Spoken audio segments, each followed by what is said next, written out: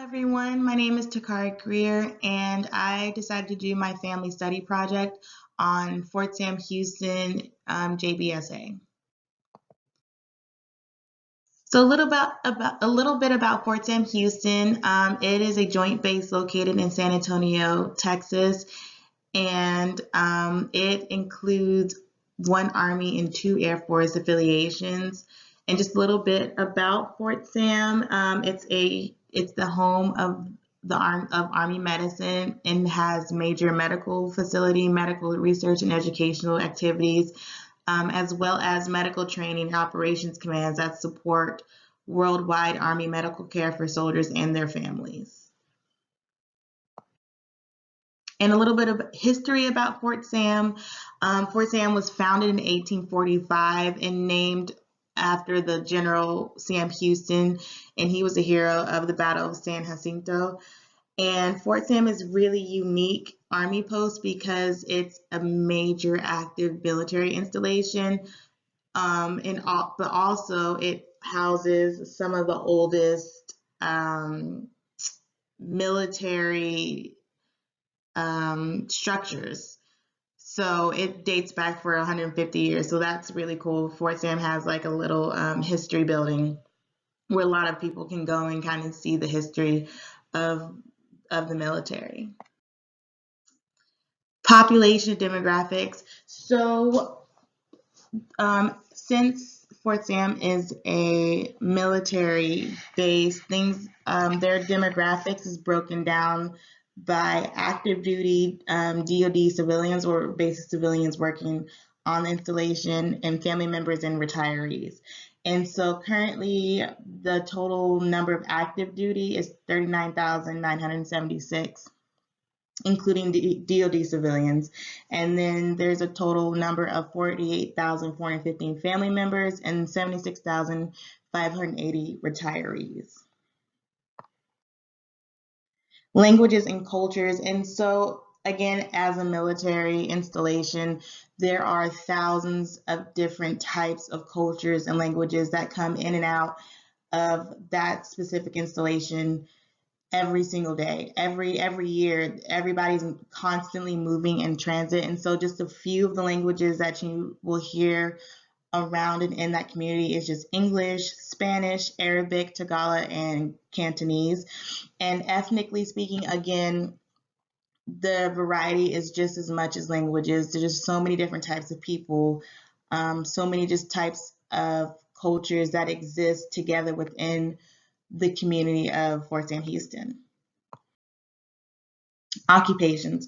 So the primary mission of Joint Base San Antonio Fort Sam Houston is a medical training support. So anybody that is coming directly to Fort Sam Houston is affiliated with the medical aspect of the military. So whether it's biomedical engineering, nursing, doctors, all of the above. Anybody that goes there is affiliated with the medical personnel. At Randolph and Lackland, those are specifically Air Force installations, and so they might branch out with different occupations. But for Fort Sam particularly, it's definitely medical. Schools at Fort Sam Houston. So every major base, Randolph, Lackland, and Fort Sam all have elementary, middle, and high school. In Fort Sam Houston, schools, also elementary through high school, and they're actually ranked for some of the highest academic scorings, including like college entrance exams and test scores overall. Community services. So there are a ton of community services offered to military personnel and their family members. And for childcare, it's incredibly extensive, ranging from daycare centers to developmental programs. They have what's called FCC, and that offers like age appropriate care for children 4 weeks through 12 years of age in approved homes. And then they also have CDC care, which from children between 6 weeks into 5 years old. And then they have things at the youth center. So the youth center is for like middle school, high school kids, and they have a lot of programs that offer teens an opportunity to not only explore their communities and make connections with other military teens, but also gain leadership experiences. And some of these clubs and leadership activities they have are like Torch Clubs, Keystone, National Fine Arts, exhibit programs, manhood, passport to manhood, and there's so many things possible for these kids to do that are offered through these community services. And a few other programs that are offered too is I did mention CDC or Child Development Center, Head Start Center, school age services before after school, and summers camps.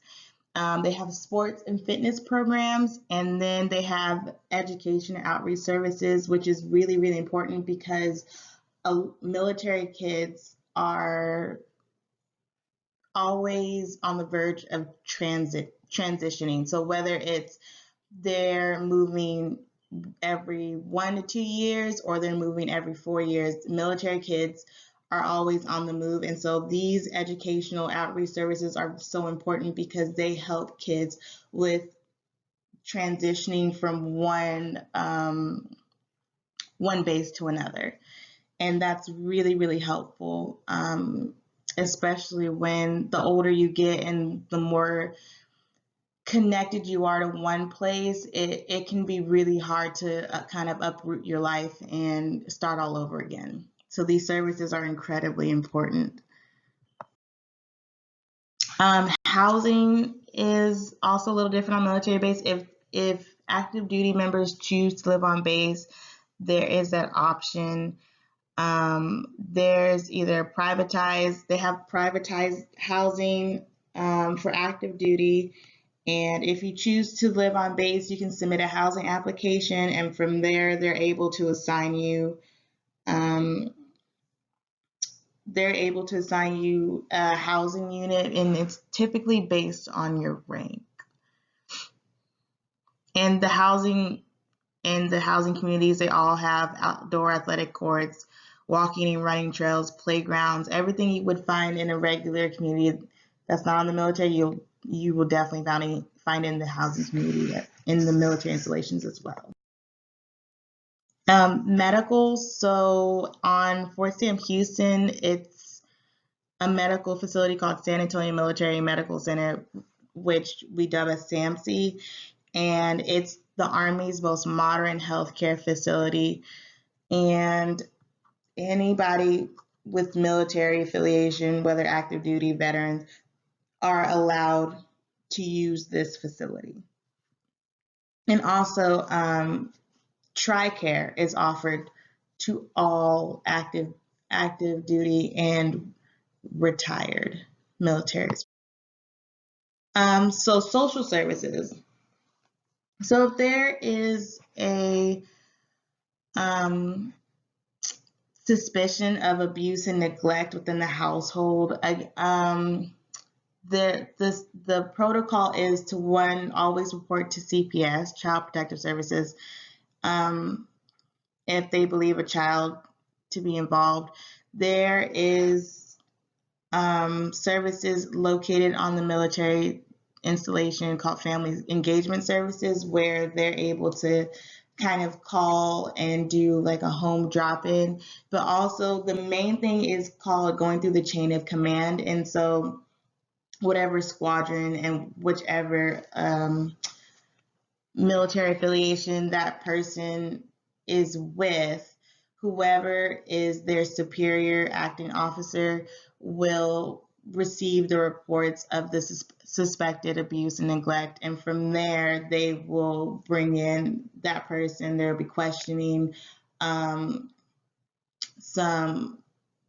active background checking, and to really solve the issue. And if that person is found guilty, then there is within the military disciplinary actions that would be taken against that person. For other social services offered, especially for like wounded veterans, there's like the Wounded Warrior Projects. There's a host of therapy for war veterans or active military personnel who were seriously injured in war. The Fisher House Operation Homefront, and many, many more kind of nonprofits that engage with the military families. And this is my reference. I just used one reference point that really gave me a breakdown of all of the possibilities of community services and demographics. But again, I'm a military brat. This is kind of my whole life. So a lot of this information is just knowledge that I've always had, and I'm very happy that I'm able to share that with you guys. So thank you.